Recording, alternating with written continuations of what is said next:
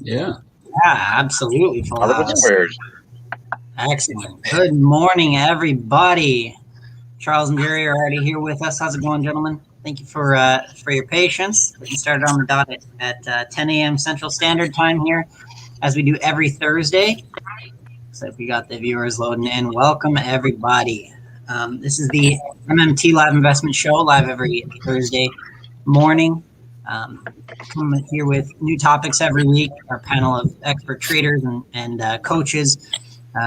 We have a stacked house today, and can I run a quick game? Just how long have you guys been trading? I'm gonna see how much general experience we have here.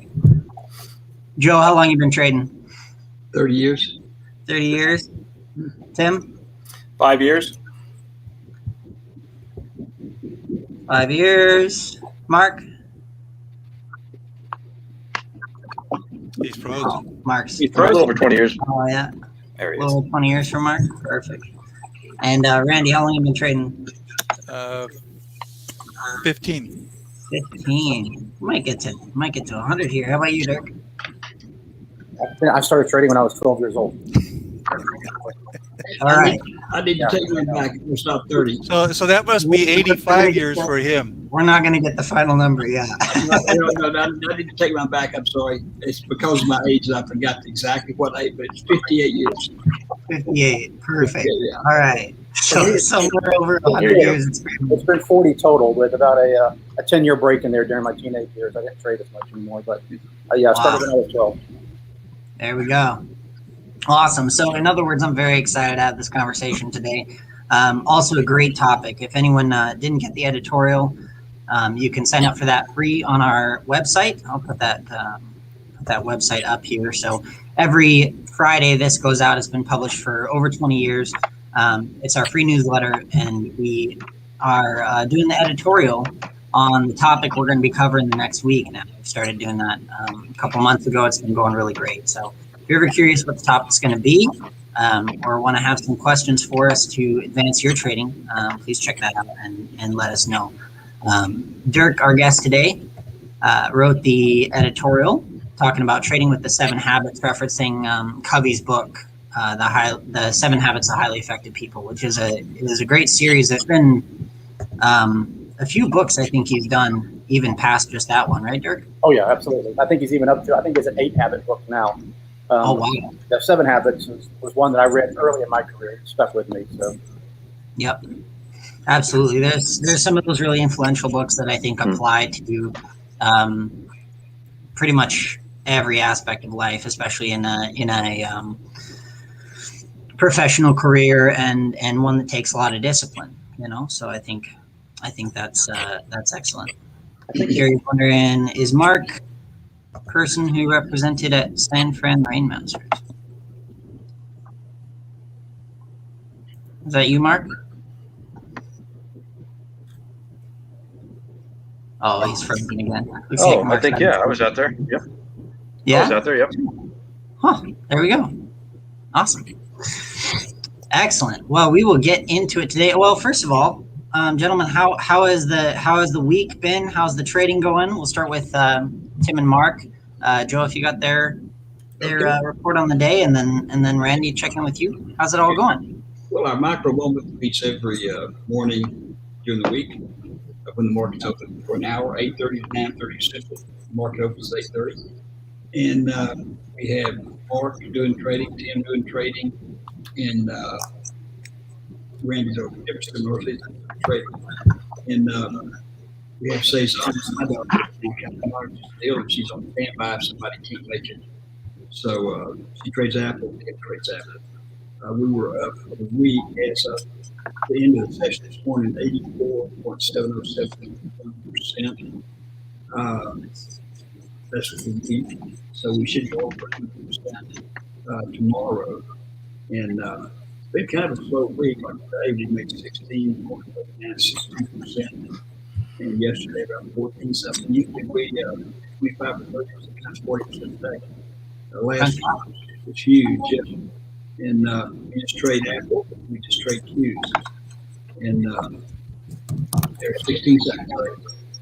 and you're out and walk out to cash, and you walk, get off your computer, forget about it, no big deal what the market does. It goes up, it goes down, almost the next morning, makes no difference to us. That's kind of a short version of it. So, Yeah, yeah. fantastic. And to clarify, that is straight ROI on trades. We don't really recommend how much you put into each trade, so that's the straight ROI between Tim and Mark. Yeah, they watch us construct the trade using our advanced charting, and they learn that. And then they don't hang in there forever, and they report, everybody's reporting their earnings to us. So people only send up hearing all this money that people making also. So it's really good. Really good program. Awesome. Good. Randy, how's it been for you? Pretty volatile week. Some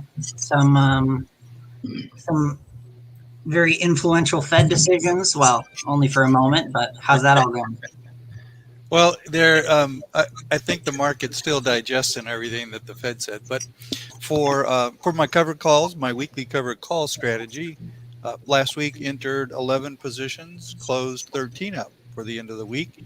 The other two were because they were in management from the week before and successful again with the management and got them closed out. So all those were back to cash by the end of the week with all of the invested capital back and returns ranging from 5.6 to 13.4% return for the week.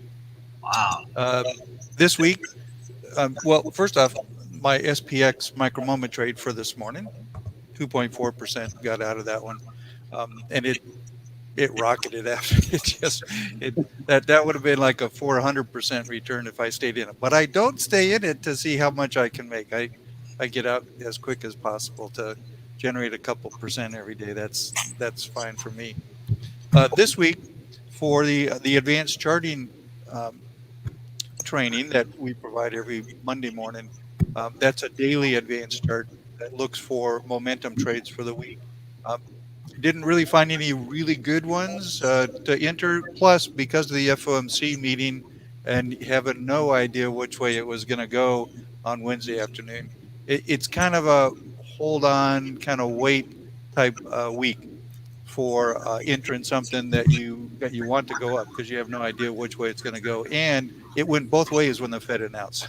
It went down, it went back up, it went down. This morning it went down, it went back up, it's going down. So it's still really volatile right now. But that's one of the good things about the covered call strategy, because it doesn't matter if this stock goes up, down, or sideways. It's still able to be exited for a profit and all of the capital returned within a week or potentially a week or two, depending on if it drops really a lot. We still have the management techniques that allow us to continue managing the position, generating income, and get back to at a lower strike, at a lower level than where we entered it. We get out at a lower level with all the capital returned and a profit locked in. So this week was a little bit slower week as far as entering new positions. I only entered, I think, 2 of them on Tuesday because of the Fed announcement. And now I've entered 3 more so far after the Fed announcement. Now that kind of letting things settle a little bit to get in for expiration tomorrow. So those positions are designed to exit tomorrow with the capital returned and the profit locked in. So we'll see how that goes. I'm still looking at a few more, but we're still really volatile this morning. The S&P has been negative, positive, negative, positive, negative. So the market's not quite sure, I think, what the Fed really said yesterday and what that's going to mean. So it's okay. And I think Mark has said it before. Greg, one of our great teachers from prior years, has said it. Cash is a position. There's not necessarily wrong with anything of just being in cash for a while here while the market's going wild. Yep, absolutely. And I mean, what power in the statement that, I don't know, I've always explained it that all the market, all the teaching, all the different mediums you can use to invest, everything is everyone's kind of arguing over this question, up or down. And that's about it. Up or down, up or down. Well, it's going to go up because of this and fundamentals, technical analysis. All this stuff comes out, and making it a absolutely enormous industry. But they're really trying to answer one question. Oh, sorry, I was trying to grab my charger. Almost flipped my chair. They're trying to answer that one question, and it's just interesting because the place we start is, well, it doesn't matter if it goes up or down. Now let's talk about investing. And I really like that place. Yeah. Awesome. Joe, somebody's trying to get a hold of you. Maybe if the number's not working, no. Would email work better to Joseph? Yeah, no, I see the note there, and the problem is they're called. They had the right number, but they're calling before 8 or 9:45, and I'm in the middle of doing those sessions on micro-moment trading. Oh yeah. Until 9:30. So if they're trying to call, so they should call, say 10 o'clock in the morning. That'd be good. Yeah. Except for on Thursdays, yeah. Except on Thursday, yeah. Yeah, except on Thursdays, right? Because Joe's here on Thursdays. Right, not today's. That's right. Yeah. Yeah. Absolutely. Right. Perfect. And we have a special guest here today who has written the editorial. Dirk, would you like to introduce yourself? Yeah, sure. My name is Dirk Flaherty, and I run the behind-the-scenes operations at Micro Moment Trading. So you don't see me as often. I'm the guy behind the curtain, pulling the levers, keeping the business rolling, and keeping everything working for our clients and for our instructors. Yep, absolutely. Any current clients have gained a lot from Dirk without knowing who he is. So well, make a lot happen. Talk also about teach behind. occasional. Yeah. What'd you say, Randy? Well, talking about being behind the scenes and not seeing very often, but aren't we going to see you next month in Fort Worth? Yeah, that's right. Yeah. Live Yeah. at the. You want to, maybe you can mention a little bit about what we're going to be doing in July. Yeah, well, in July we are having our first live in-person event since 2019. Now, obviously, last year was a struggle for everybody, and it took us some time to take the pulse of the client base and make sure that people felt safe traveling again. Things are beginning to open back up, and when we took our survey, it did seem that we had a high indication that people are ready to get out and do something again, and they'd like the live events. So in July, we'll be doing a master's event. We have presentations from several instructors and a couple of new people as well, and we'll be previewing some new techniques, some new things that we're going to have going on later in the year, plus 2 days of learning and several social events where you can get together and mingle with other investors, talk to the instructors one-on-one. It's going to be a great time. Well, now wait a minute. What about the cocktail party on Friday night and the dinner on Saturday night, which we're paid for? That's one of those are the social events. But yeah. Well, and Joe's favorite is the cocktail hour on Friday. Oh, absolutely. The cocktail reception is Joe's favorite. Right. Yeah. See, I like to call it the meet and greet because I don't drink the cocktails. But hopefully we'll have the good Waco Dr. Pepper there. So I will make you're covered. Randy's our designated driver. Yeah. I always was all the way through high school, college. I was always the designated driver. Everyone would invite me to everything, but they did it because I could take them home. Yeah, absolutely. Hey, Dirk. Saving lives out here, Randy. Saving lives.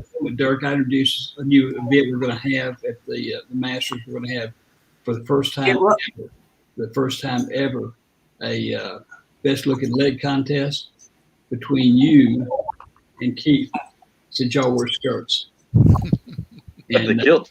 All right, Lottie. So everybody's looking forward to that too. Okay. Well, you know that with our kilts we wear high socks, so there's really not a whole lot of legs showing. But okay. Yeah. It'll be the shape of the leg then. I guess so. Yeah. There's Joe making fun of what they wore in the battle. Anyways, moving on. Yeah. We'll chat some more about Masters at the end as well. So if anyone has any questions, let's head into today's topic, which is trading with the 7 habits. So again, Stephen Covey wrote The 7 Habits of Highly Effective People, which I've read the base one and then one of the ones when I was a teenager. I think it was for highly effective teens, and it's a really great series in how it presents professional work, any sort of thing that you're going to advance into, that you need to really interact with other people. But mainly I view it as more internal. It's not so much on the how to win friends and influence people type spectrum, but it has a lot more internal work. Now, obviously it talks about apply that to the external people, because that is so helpful in any industry you're going to be in, but it does a lot of internal work. We're talking about habits, right? Those things that become second nature. And I think for traders, I mean, that's what it boils down to is when you're in the moment, when you're in the emotion, when you're in the trade, subject to loss, maybe at a loss, have a big gain that you want to be a little bit more, right? And you're battling these feelings of greed, all these emotions. How are you going to handle that? So I'm really looking forward to talking about this today, but we'll just go into the first one. Let me speak a little bit before we jump in. The underlying theme of the whole editorial is this is a premise that's been constant throughout my interaction with all the individuals on the session today, is you treat your trading like a business. You have to be serious about this. And to do so requires self-discipline. You heard Randy say earlier, I could have made more money in my trade. But you also heard him say, but I didn't. I took my profit, put it in my pocket, and moved on. That takes discipline. Yeah. And to have discipline, you need to develop habits by following rules that you impose on yourself until they become second nature habits. So you have to treat your trading as a business, and you have to develop effective habits that will prevent you from having losses. I mean, you wouldn't run a business at a loss on purpose. So why would you trade without the backfall of a set of rules to help define how you're going to trade, how you're going to take profit, and how you're going to continue to grow your wealth? Absolutely. I think that's illustrated by our micro moment trading, which is very, very one rule based. Once you get into that thing, you get out as quick as possible, because we're only trying to make 1, 2, or 3 cents. That's what Randy was talking about. He could have stayed that trade for a lot more money. Even within that, there's a lot of parameters. I mean, not that many, but very strict parameters for entry, though. And there's I think one way it really shows through is when not to enter the trade. Mm-hmm. We talk a lot about that across different techniques. Is you're not forced into anything. You're not trying to make anything happen. It's seeing what the market is doing and pulling your piece out of that. Tim, I mean, what are your thoughts on that in regards to the entries on micro moment? Oh, looks like your mic's muted. There you go. All right, can you hear me now? Yep. Yeah, I think both entries and exits require discipline. I agree with Dirk. If you apply a firm set of boundaries, guardrails, you will be an effective trader. You will be a profitable trader. Short of that, it will eat you alive. Particularly on exits, I think the biggest issue that our traders have, most of those who are not successful, is simply the fact that they stay in trades too long, and I'm guilty of this along with everyone else. And it is a habit that I work on every day. You're fighting, you have your two main emotions that are going on, greed and fear. And it really becomes a fight. And if you don't have this handled, if you don't have firm guidelines set in, you're going to not have success with this. So it really requires that kind of discipline. Yeah. And the first point on this editorial is be proactive. And I think the timing for that, we have a tendency to kind of learn things and then start to refine and learn and start to refine. But I think trading is specifically important because how you start is largely, I mean, it affects your trajectory of trading. To go in with the mindset, even if you're still learning and you're not quite sure what that specific trading plan is, because you're not exactly sure on the technique, right? You're just starting off, you're learning. But if you enter with that mindset of discipline, you know, there's a lot of people that have to break down old habits to even get to here. I think anybody that's just coming into the market now has even more of an advantage than some of us do. We had to unlearn a lot of things that just don't apply anymore that did in the market. Go ahead, Randy. That's a critical point, though. A lot of times, the people that do the best are the ones that don't know anything, because they don't have to unlearn and unpack all that stuff. They could be brand new to trading, and they just learn the rules that Tim and Mark teach. And that's so critical. Like you said, you follow this set of rules. You have to have the discipline that Dirk is talking about, but you also have to have the tools that allow you to do that. And it's the intraday streaming chart that's proprietary to micro moment trading. That's what allows you to be able to generate this income. And while Tim was talking, another 2.5%, that was a perfect setup for the call entry on SPX. I mean, the chart was exactly what it's supposed to be. And it was a quick it was only a minute and a half, Joe. It didn't take me 4 days to get my profit, 2.5% return. But it's the discipline of saying, this is what I'm willing to do. 2.5%. It went up a little higher. It's back down now, but I'm out, back to cash. But you have to have the discipline. You need to learn the rules, follow the rules, and have those tools available that allow you to generate these. It's just, these aren't just random things. We're not just saying, oh, I think it's going to do this, or it might do that, or we're not listening to somebody on TV saying this is what you should do. It's learn and listen to Mark and Tim every morning, and Joe, this is the tool you use, the intraday streaming chart, and this is what you look for, and have the process to get in and out appropriately. Yeah, and you know, that chart is proprietary to us, and the people that are attending those sessions really learn this stuff and really make these returns because they learn. You know, there's much less things to do than in Randy's much broader scheme of covered calls, and he's sort of developed this macro moment covered call. It really works good. And but you look at that chart, and that chart tells you when to get in, when to get out. You just have to be able to recognize the line that's crossing and that kind of stuff. That's what you do. Nope. Yeah, and I think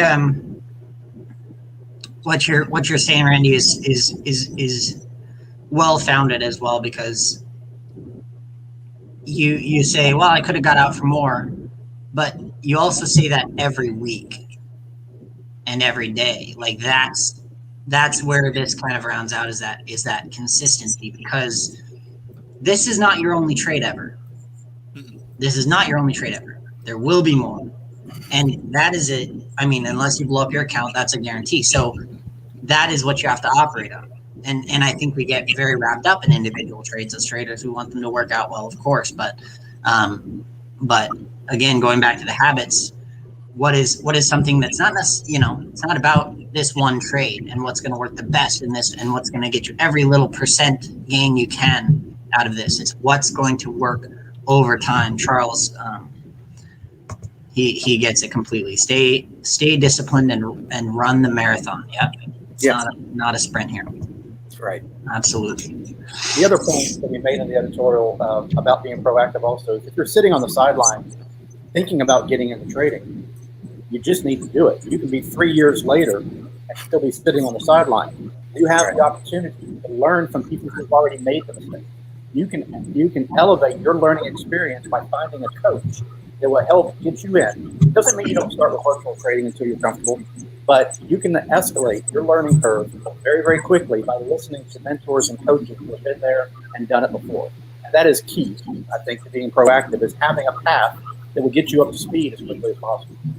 Yes. And Dirk, what's happened too is trading platforms have become so good, so efficient versus 15, 20 years ago when I started doing this stuff. And Mark and Randy, they've improved so much, but primarily the trading, virtual trading. People now can virtual trade with their real trading screens, and I think the company's giving 75 or 80,000 to virtual trade. And you just do virtual trading until you're proficient and good, before you ever risk a penny. And we used to tell people, remember this, Dirk? We used to tell them, take maybe 10%. If you got 10,000, just use 1,000. Exactly. You can start. Exactly. Yep. But now, shoot, man, they can just become perfect and never risk a penny. Yeah, there's no excuse now. With personal trading, I mean, obviously you can control your destiny in that account, learn the platform, understand it before you go live. Mm-hmm. Practice and practice and practice, right? And see, Dirk's point about getting the coaching, like all professional athletes, they always have some kind of coach that's helped them to fix their various techniques and fundamentals to help them improve.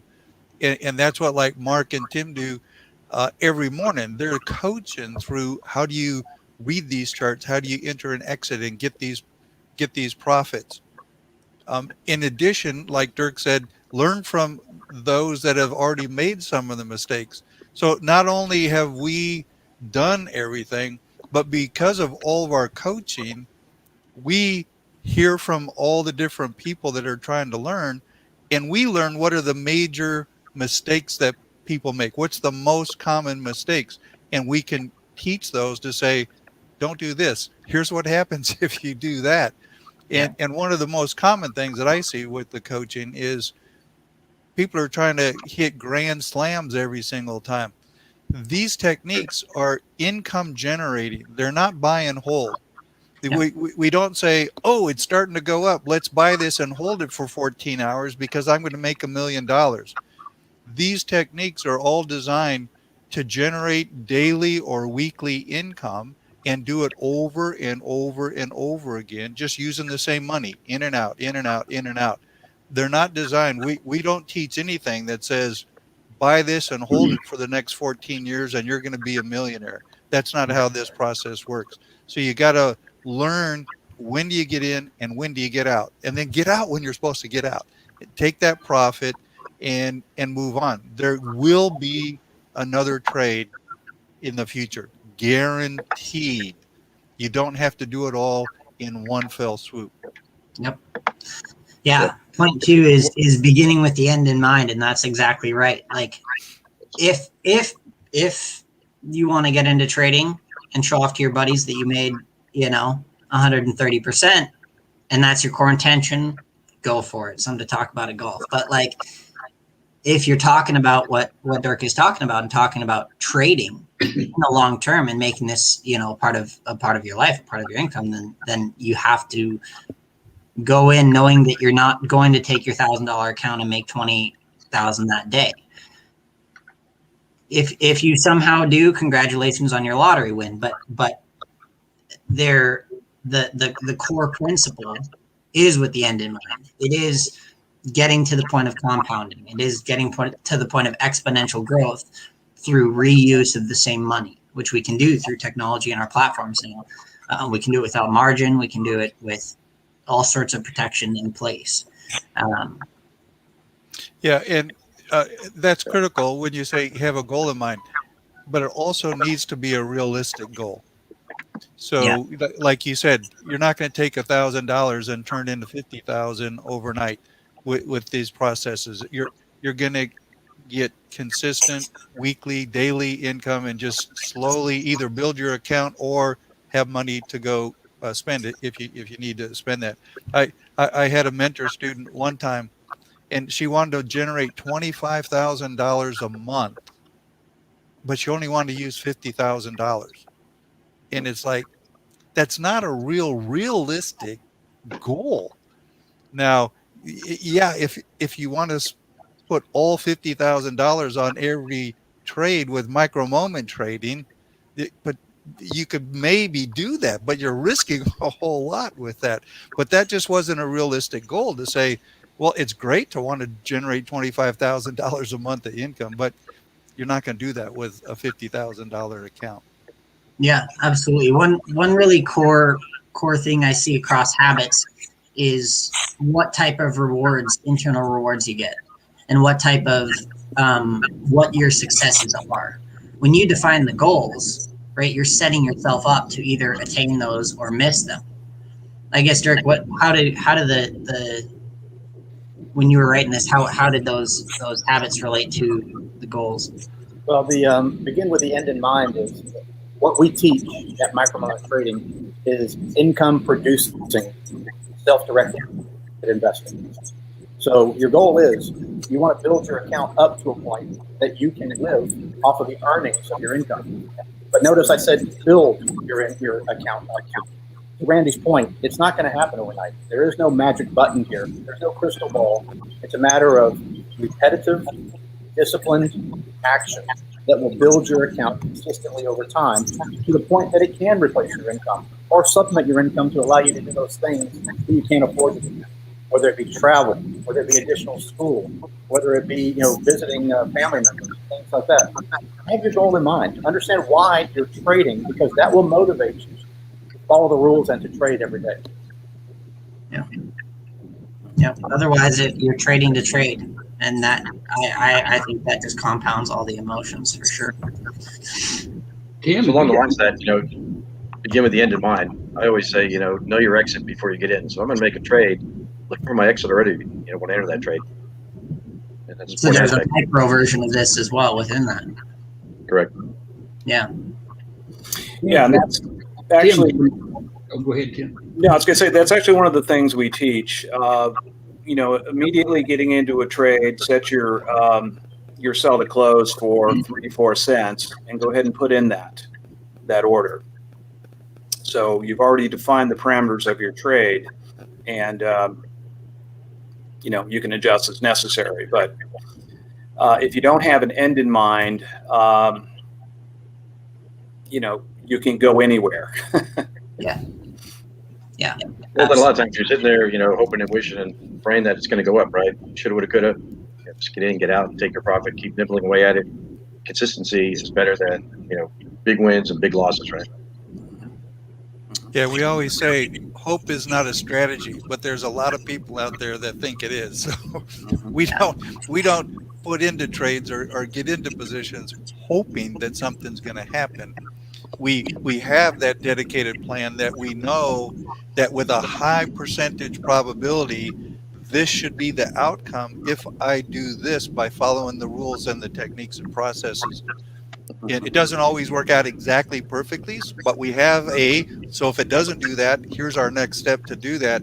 It's a whole disciplined set of rules, one direction or other. We don't get into something and say, oh, well, I hope it's going to go up 15 cents right now. Let's go ahead and do this. That's not the process. Yeah, you are smaller than the market.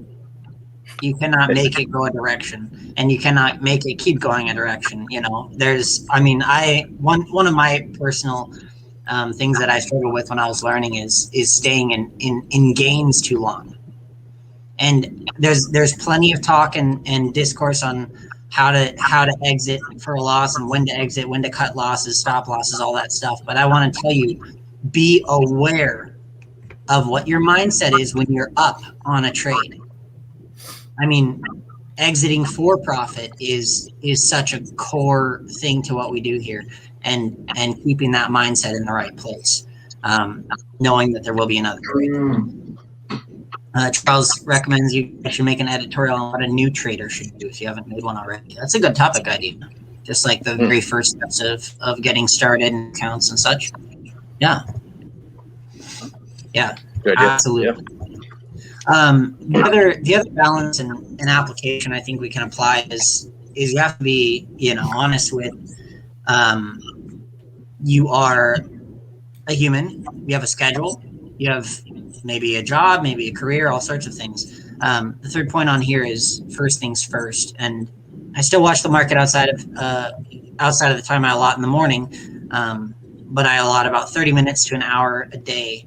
I don't go check emails during this time. I don't browse. I don't call. I trade, and that's it. Being realistic about, again, when taking it seriously, that is the main act, right? We tend to multitask digitally. I think it's a very common thing, whether we're on our phones, whether on our laptop and a phone, TV and a laptop.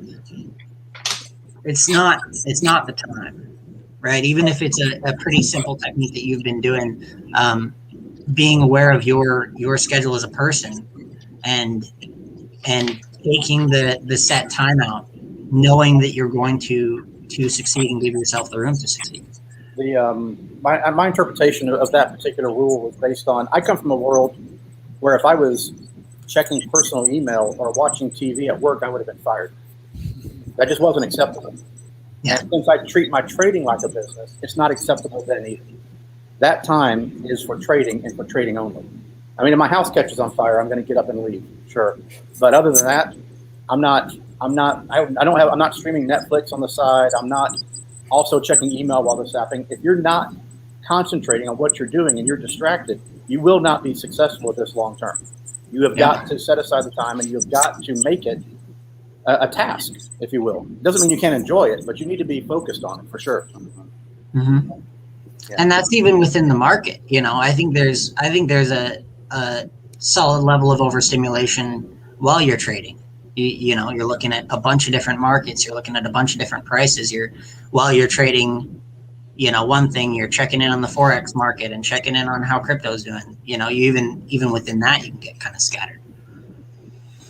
Well, that's what's nice about our technique is we focus on one thing, right? In my case, I focus on Apple. That's all I look at. I don't really look at other things. I keep an eye out on the general market, but and if you saw my setup in TOS, it's very, very simple. So I don't have a lot of distractions. My kids, my wife know that this hour is my hour. I'm not going to have conversations. I'm not going to have phone calls. This is it. This is all I do. And our charting system, our ICE charts, make it very simple graphically with one glance to see what's going on in the market. And that's really beneficial. We don't have to sort through a ton of data to make a trading decision. We're really set up nicely to where we can, look at the charts for a few seconds and figure out where Apple is going, whether it's going up, down, or it's an exhaustion, but just very simply. That's great for what we do. Since we are in and out, fairly quickly on trades, we need to be able to gather and assimilate that information very quickly. So our charts really allow us to do that. Hey, let me say something here about the Masters. We have first, he's not on here, and Keith. Keith's been with us 15 years. And Keith came to a Masters class before he ever started instructing anything for us. And he came because he had made almost 900% regular stock trades in the course of a year. Almost 900%. Last week, he had a couple of bad trades and dropped from 1,000 to 900 and something. He made 900 and some odd percent. He had his statements to prove it. Now, he's going to be at this Masters. He's not going to be talking about that. He's going to be doing some other stuff. Just to meet him, I've never known. I've worked on one trade. I've never known anybody ever in the world almost 1,000%. And he's going to be at that Masters. And I think Dirk and I are both really proud of him. He's going to be presenting, but he's going to be presenting a new subject. So we're excited. I don't even know what it is. So. Nice. Yep. Yeah, he's been working on some things for a while in the background. Yeah. I'm looking forward to seeing that. Very analytical guy. Very, very, very smart. And he wears a skirt. There you go. There you go. Guilt. Yep. Yeah. Habit number 4 is think, win, win. It's a reference to the winning attitude. Do you focus on losses? Do you focus on your wins? And how do you process those two outcomes? You mentioned here you are responsible for the outcome. You get the credit when it works, and you carry the blame when it does not. But you also talk about bragging about losses and focusing on winning. I guess if we could do a little round robin, what is your kind of win-loss mindset? Each of you starting with Dirk, or what is your primary focus when going into that trade? Well, again, so these are all Covey's 7 habits of highly effective people, and for some of them, it was a bit of a stretch to pull them into a day trading mentality, right? The win-win happened to be one of them that I struggled with on how to interpret that in my day-to-day life. But you hit the nail on the head. I've known people that will sit around the water cooler and say, "Man, you see the market tanked. I lost $28,000 yesterday." I'm like, well, you idiot. That's your own fault. I mean, you mean somebody else probably lost $28,000 for you. More than likely, you've got a managed 401k, and they don't care whether or not you personally lost $28,000. All they're worried about is what their end of the year bonus is going to be. If you were in charge of your own money, you could have made a move that would have saved that $28,000, minimized the loss, or possibly even turned it into a profit. So that's kind of where I was coming around. You need to go in with a winning attitude. Don't focus on negativity. Don't focus on your losses, because that's in what will drive your trading going forward. Take your wins. Be private about your losses. Learn from them, and take your wins and move on. Yep.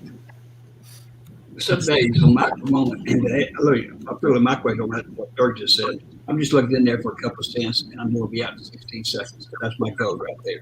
Yeah. But we had today, Tim and Mark did 8 trades, 2 very tiny loss trades, still ended up making 16%.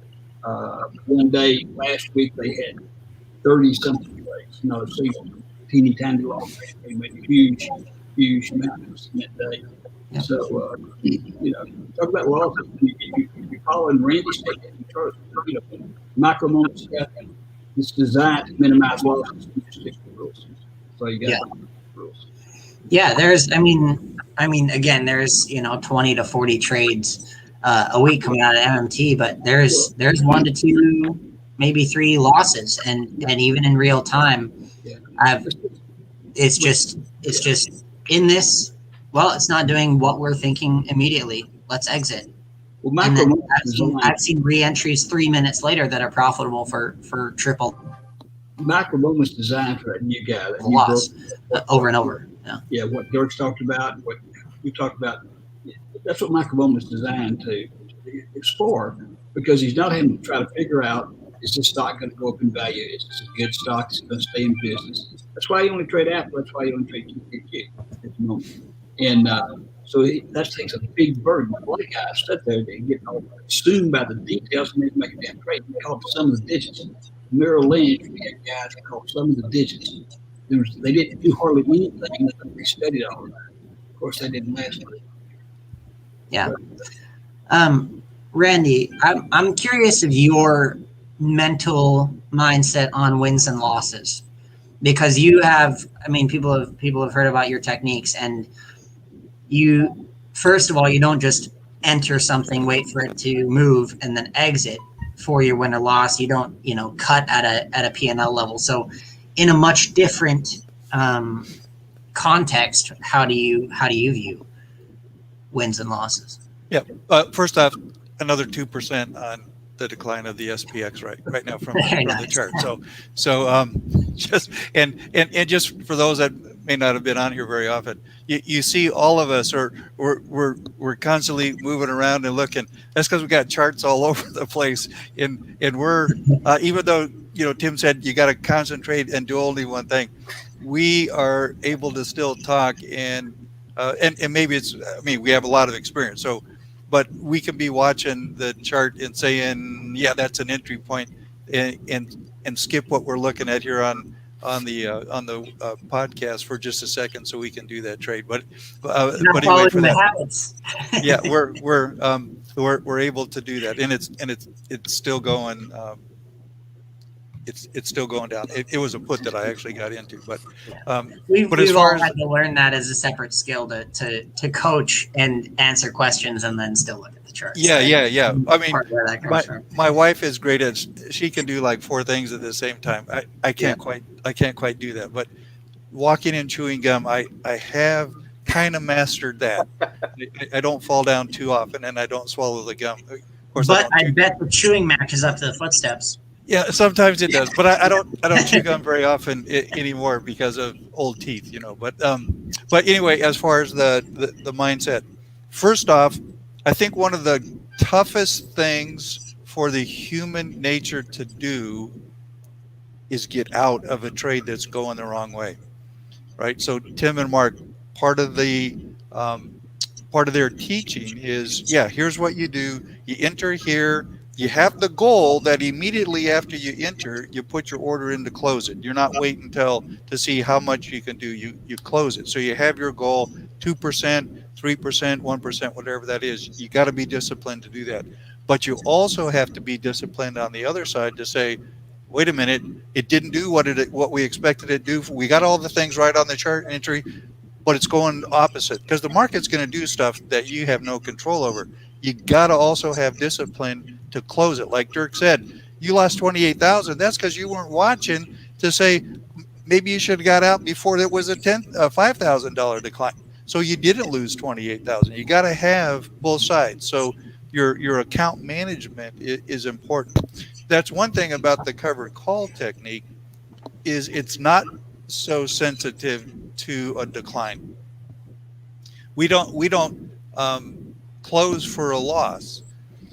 The selection of the position and the entry is extremely critical for that success. So it's not just willy-nilly, oh, here I want to buy a call here and so on. It's studying the charts, entering at the right time, selecting the appropriate equity that has good, solid fundamental and technical requirements at the time, and is going to probably be in business for the long term, not some fly-by-night company that says, oh yeah, here's one that came public yesterday. I'm going to go ahead and get in that one. You have no idea where it's going to be going. So you have to be disciplined on what you select and be disciplined to say, it's just not the right time to do something right now. I need to wait. That's probably a second thing that's so hard for the human nature is, I got to get a profit now. I got to get a profit now. I got to get something. It's like, no, you can get one in an hour from now. You can get one tomorrow. So, I do coaching on the cover calls. So you get emails that says, you didn't get into position yet this week. Well, no, that's because the Fed is having their announcement on Wednesday afternoon, and I have no idea which way it's going to go. I can wait, let the market settle in, then select a position. So you need to have that kind of discipline and the attitude of and that's why I take it to like the winning attitude, knowing there's another one coming. You don't have to jump on this one. If you miss this one, it's okay. You missed that one. There's gonna be another one. At least in my 15 years, there's always been something for tomorrow. There's always been something for this afternoon. You don't have to get every single potential possible one that you could. Be disciplined to wait for the best setup, whatever the process or technique that you're using. Follow the rules and wait for that setup. Don't force it. There will be another one, and you have to learn how to not look back. Yep. Like watching golf. The U.S. Open is today, so I'll be watching that later on today. But the best professional golfers, they mess up on a shot. It's in the past. Doesn't matter. They're looking to the future. What do I got to do now to have the next best one? They're not dwelling on, oh man, I missed that putt. I should have done. No. They concentrate it's not like on Happy the next Gilmore, one. right? Yeah. You can't say I could have, should have, would have done. You can learn from a mistake to increase your skill and your knowledge for the next one, but you can't go back. I don't go back and say, oh man, if I would have stayed in that, I could have made 85. No, I don't spend time. It really is a foundational logical fallacy in the first place. And I want to make that clear. Like, you missed a lot more than that, right? If you're going to talk about what you could have made, then if you go in on a Thursday, Friday on current expiration options, hit every cent you can possibly make and were to grab every perfect thing, you'd probably be a millionaire today. Yeah. Like the type of increase that is available to you is pretty remarkable, right? It's not available to you. It's not really that way. So if you're talking about, oh, I could have made more, that's just, it's infinite non-definable thing that we just shouldn't subject ourselves to. And what I love too is when people say, man, you invested in Bitcoin when it was at, $100 or $1,000, you'd be worth millions now. I said, yeah, that's okay, nice dreaming, but no, that's gone. You can't do that. So why do you even say that? But Right. but here's a big thing that I hear all the time on TV, and especially when it refers to a covered call. Because for those that don't know, a covered call is you buy a stock and you sell a call option against it. That then means that somebody else has a right to buy the stock from you at that price. We use it to generate income because you get a premium when you sell that call. That's our income. When you hear people on TV, they'll say, oh yeah, but you sold the stock at 30 and it went to 32. You lost money. It's like, wait a minute. If I bought it at 25 and I sold it at 30, I think that's a profit. The fact that it could have been more profit doesn't mean I lost any money. They'll say you left it on the table. Well, what if it went down to 24 instead? You don't know that it's going to still go up. Some of that fuzzy math. It could have been a loss just as easy as more profit. You take the profit, and like I said, and others have said before, I've never lost money when I've taken a profit. You don't lose money because you could have made more money. If you've locked in a profit, you have a profit. And you have to get to that mindset that says that's a win. But a baseball player that hits a single, he doesn't get to first and say, darn it, I could have had a home run. Man, I should have had a home run. It's like, no, you had a single. Guess what? That just raised your batting average. You just improved the team. That's what you want to have. Get up to the plate the next time and say, I'm going to hit another single. Just keep doing it. That's like what we do with generating income. We're generating income time after time after time, 2 or 3%, 5%, but it adds up over time to where we can look back at the end of the year and go, wow, that's 45% actual increase in the account. That's amazing. Not theoretical. And what I like to say is money now is better than maybe money later, right? That's good. Take your profit. I talk a lot about the bird in the hand versus two in the bush. It's you got it, or the old adage about the kid in the cookie jar, right? He puts his hand in and grabs it and can't get it out because he's trying to grab too much, and now his hand and the cookies are too big. If they would just pick up one, they could get that one out and go ahead and take and eat it. But they get too greedy trying to get them all at the same time. Take the profit that's available at the time and move on. In people's defense, I think a large part of it is just these are some of the things that we've learned. Again, we started with how much experience we have in the market, and I think some, I've taken that for granted in the past, but we have to remember that as everyone kind of enters this, right? These are some of the foundational things that you might not necessarily think of, because market is a it's a kind of a different beast than any other work environment you might find yourself in.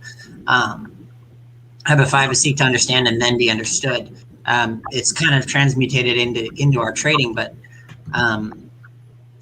basically don't get ahead of yourself on these things. You have to understand what a buy to open and a sell to close is. We even have a simple way we look at Randy's trading. Simple. We just treat it like real estate. He buys that stock, buying an apartment house, and then he sells the calls. He rents it. He rents it every month. And that's just pure money. And then every now and then he'll sell it for a profit, like you sell real estate now. Real simple business. I think that, Michael, the key point from that particular habit is if you're in a situation where you're using a coach or a mentor, listen to them. Find out what they're doing. Don't try and tell them what you're doing wrong. Listen to what they're doing right, and then modify your behavior first. Then you can play with it and try and make it your own after the fact. But the fact of the matter is you're paying for that advice. Take advantage of it and learn from it. Yep. There you go. I'm actually going to combine 5 and 6 because habit 6 is synergies. And I think that's honestly the same side of the coin. Is like you are interacting with these people that have had a completely different experience than you will. Let's be honest. Even if you're trading the same technique, right? We all have these certain lessons at certain times. We learn things in different orders. That goes from, what buttons to click on our platform all the way to the deep, hardest losses we ever take and the biggest wins we ever take and how we process those. The synergistic communication that you have with your coach and your mentor, they can talk at you, but that you only learn by doing, and that participation, that interaction, I think is really huge. I think that Randy hit the synergy on the head earlier in the conversation when he said it's a combination of having education, the correct tool set, Yes. bringing all those types of things together for trading is definitely fine for a successful trader. And Randy got into that early in the conversation. But I think he's already covered synergy for us, and he hit the nail on the head. Yeah. Yeah, absolutely. And then also the interactions, Tim and Mark. I mean, I know you guys gain a lot of that as well. I think the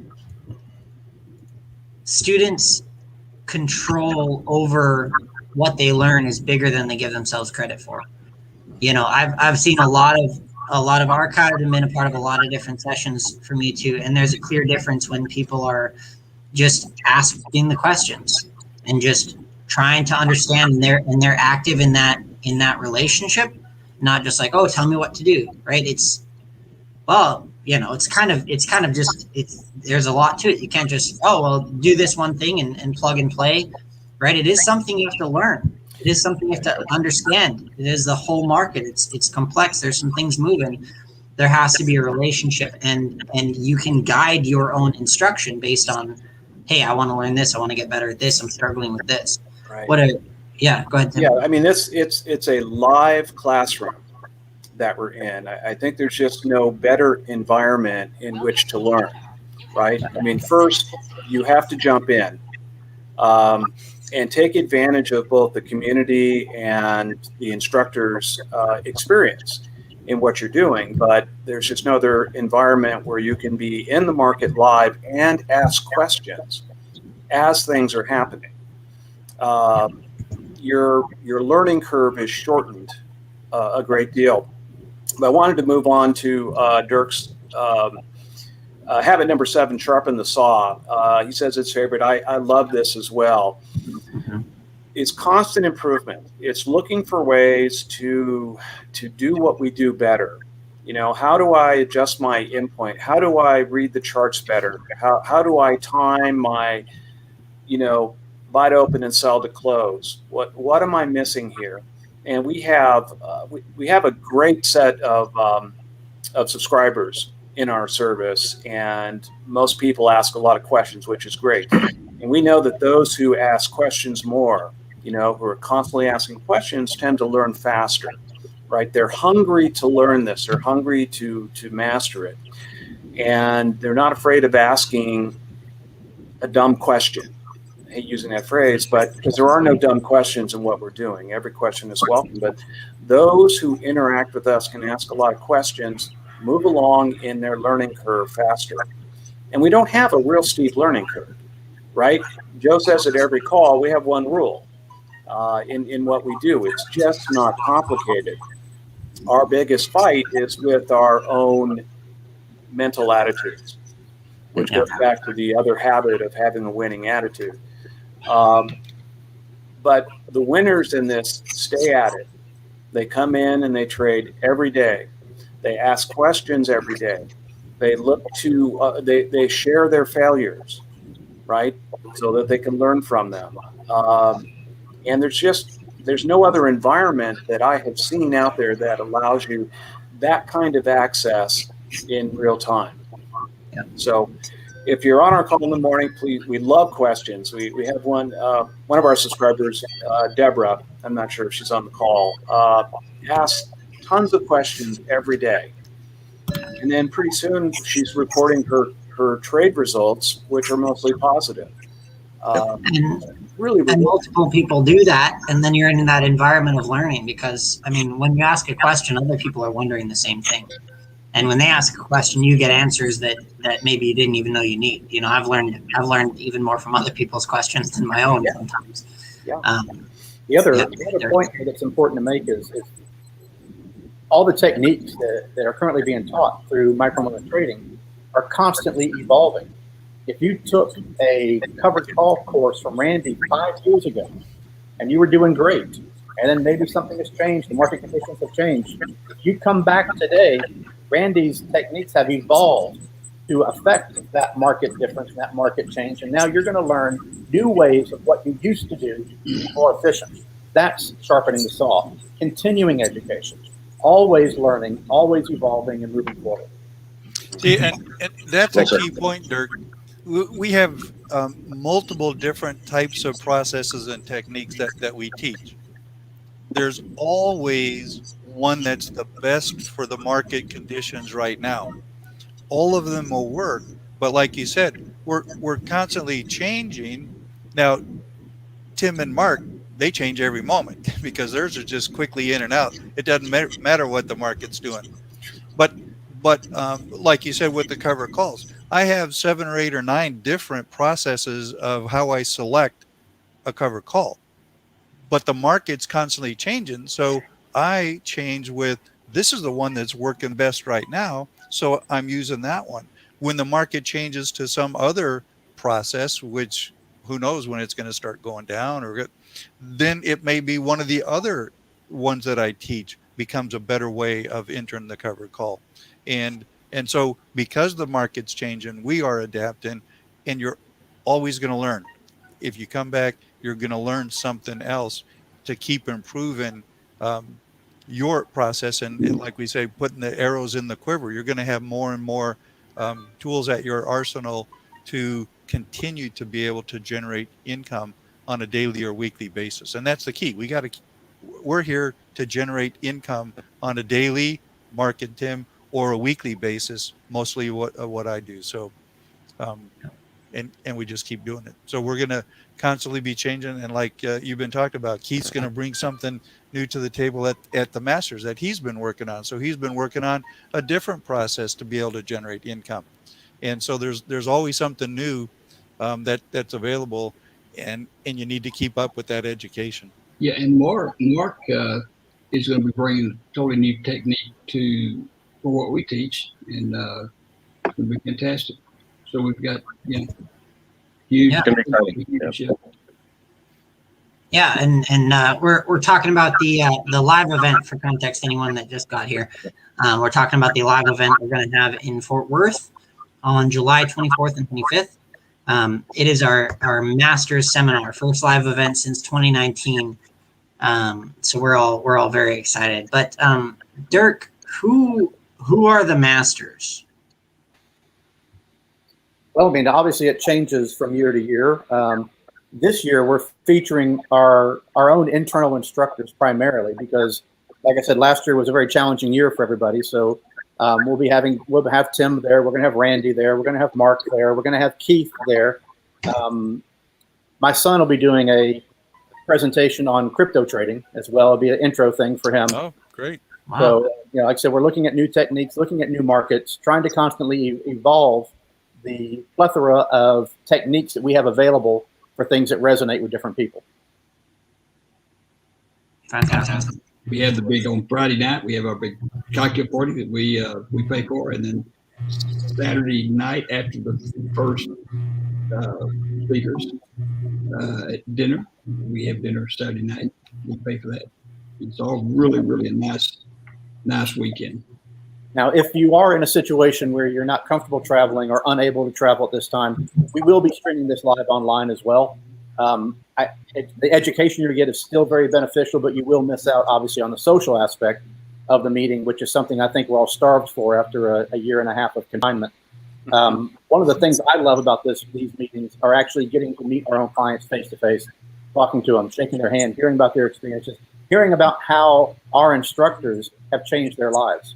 It's motivating. It's what we're here for.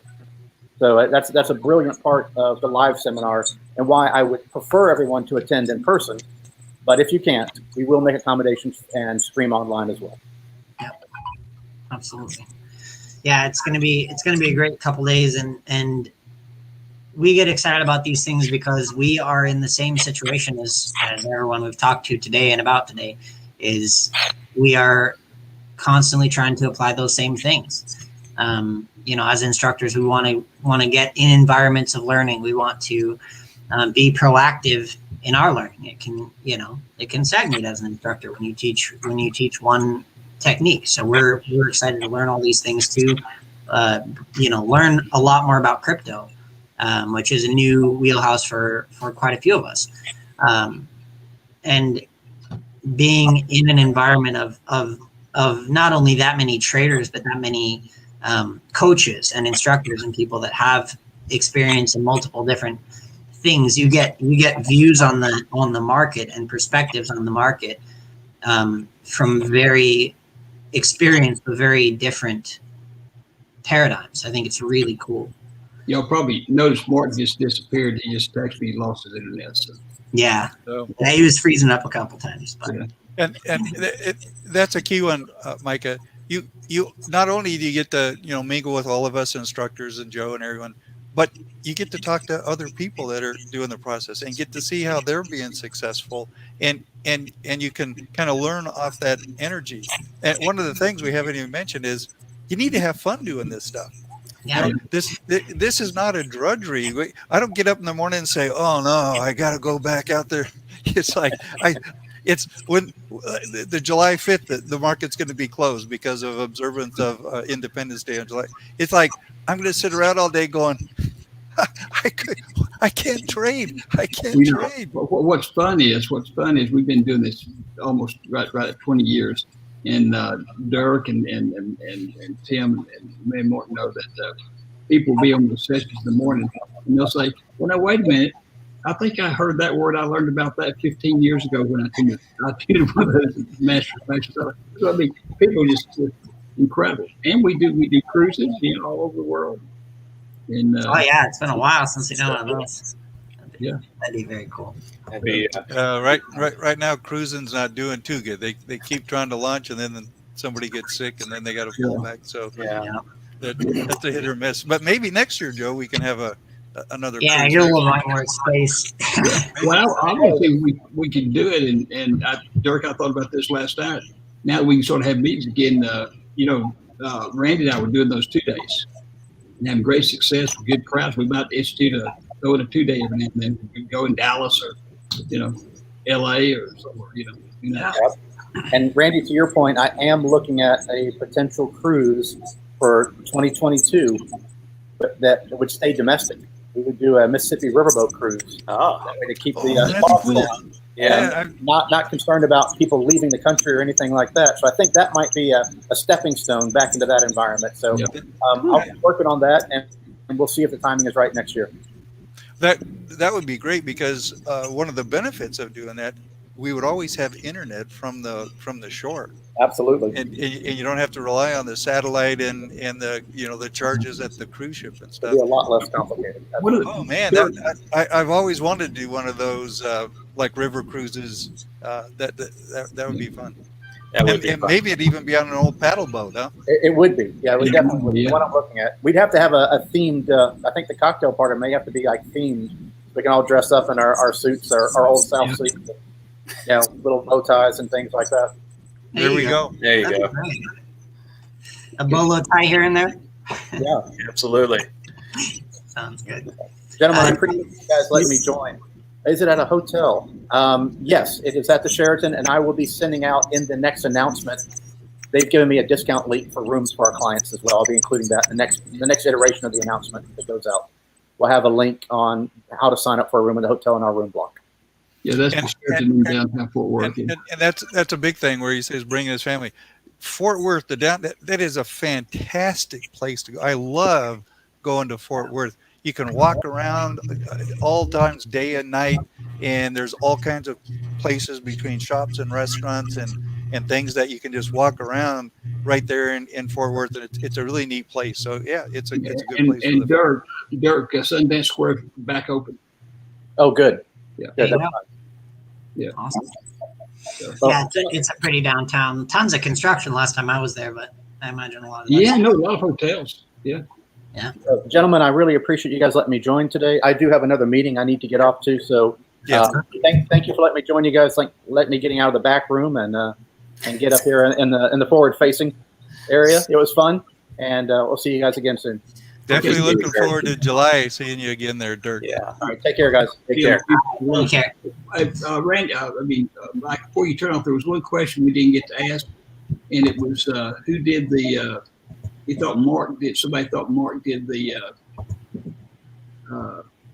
Where's it here? Here you go. Yeah. Is Mark the one who developed foot recovery? That was you, Randy. What What's that? developed foot recovery? No, that was Mark. Mark Oh, is Mark, the foot okay, well, recovery. Yeah, the PRT. Mark Sonnenberg that you saw here on this. He is the author of the foot recovery technique for the cover call. Yep. Unfortunately, his internet went out, so he's not here. So anyhow, How long has he been a client before he coached? oh gosh, he's been with us 15, 16 years, and Forever. yeah, he was. And he's just started he's just started the last couple months, right? He has achieved everything with us, and he invents things like foot recovery, and he's an active trader on our micro moment. So he's been around with us a long time, and he has never had a specific course he taught like a Randy, and but he's really good. Yeah. Yeah. And he's just kicking butt on Q, doing really well. Yeah. Have you done a video yet? Some other recordings. Your eyes have been all over the place. Have you done a single thing this morning? Yeah, I'll send you some trades. Okay, great. Yeah, Carl asked about halfway through how many trades of each would be made during the show. I've done 3 micro moment trades stuff, and I've done a couple cover calls entries as well. So yeah. I didn't even know. I knew you did one, and there was another time that I was suspect, but I would have only counted 2 or 3. Yeah, Carl, all you have to do is watch their eyes, and you know they're trading. And on Tim, you watch his smile. He always smiles, yeah. You know when it's like, I just got another one. Yep. Yeah. It's like I saw Mark's eyes moving pretty substantially. It's like pulling fish in the boat. There you go. Awesome. Well, I want to thank everyone for being here for this bit extended session with an hour 12 today. Extra 15 minutes for y'all. Really good topic today. That was really fun to break into. So this recording will be up at least by this evening, and if there's any specific parts you want to take a look at, it'll be up on our YouTube and Facebook. So go check that out there. One thing I've been mentioning every week is on our TikTok. I know some of you may not even have TikTok, but there are trades, trade examples that are less than a minute, and there's a lot of videos on there. There's a lot of learning, absolutely free on there, especially if you already know how the ice charts work, or you're just a covered call student and you know what our M1 represents. I really recommend taking a look because it's really easily digestible, very quick snapshots of what we do every morning. So for your benefit, you don't even have to follow it, but go watch a few of those. You'll learn something. One quick thing before you cut it off. The last question from Charles. Is it a hotel, Sheraton? Yes, it's a hotel, because he says he's going to bring his family for the weekend. So yes, it's a very nice hotel. Yeah, sure. All righty, guys. Have an absolutely great weekend. Okay, see you later. We will see you next week. Yeah, Bye-bye. Bye. All right. Thank you, everyone.